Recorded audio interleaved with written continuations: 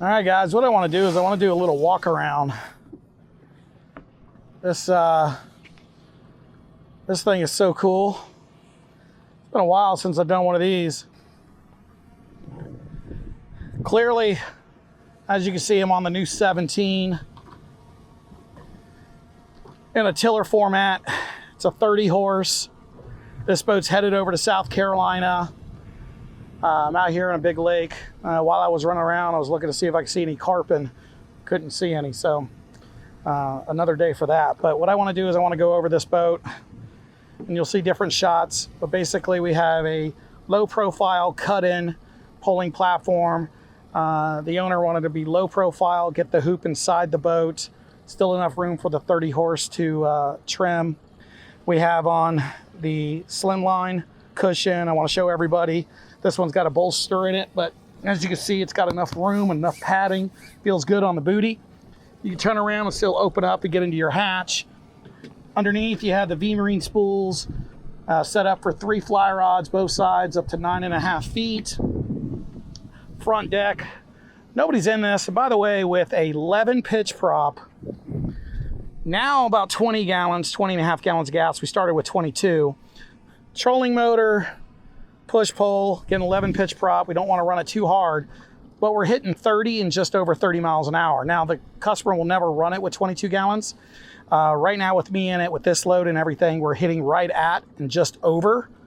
That's 6,000 RPM. So if you took the trolling motor off or you want a little less in gas, he's not going to hurt it too bad. He's mainly going to fish by himself, or excuse me, he's mainly going to fish with 2 people.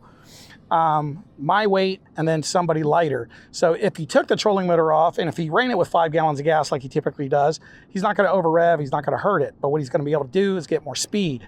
Now, when we ran this setup without the trolling motor with the same gallon gas, I was doing just at 33, which I think is pretty impressive for a 30 horse on this boat. Again, it's what's in the water. And speaking of in the water, this is the 14 degree model. I'm going to walk to the back corner. As you can see, with nobody else on it, I mean, I'm down here, still have plenty of room.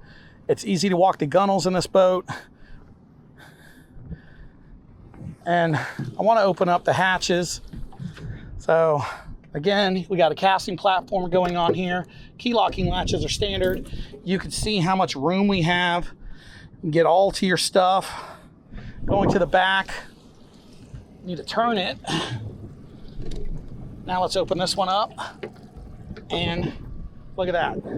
So you have a ton of room. Now this you can use and plumb as a pitch well, live well, whatever you want, insulated as a cooler. It can drain outside the boat. Some of the other variations, we have a airlock lid. Pressurized is what I was looking for. But we have the battery switch here. We have the USB, the RPM, the trim tabs, and the switches that are on it. So notice this upside down, so that way when you're running it and looking at it, you can read it better, which is the way it ought to be. But there's plenty of room in this boat for your gear bags, rod tubes. You're gonna camp, do all that stuff. You got the spring going on it, the closed bilge, which is always nice, the push pull, and again, you have just an awesome boat, man. This thing is so sick to drive. Go ahead, we're gonna get in gear. We're gonna go for some more fun. So, gotta always wear the kill switch. See, other manufacturers not wearing it, but you gotta set a good example. I have my phone down here that I was running the vidometer. Let's go for a spin. We're gonna measure some static draft here in a second.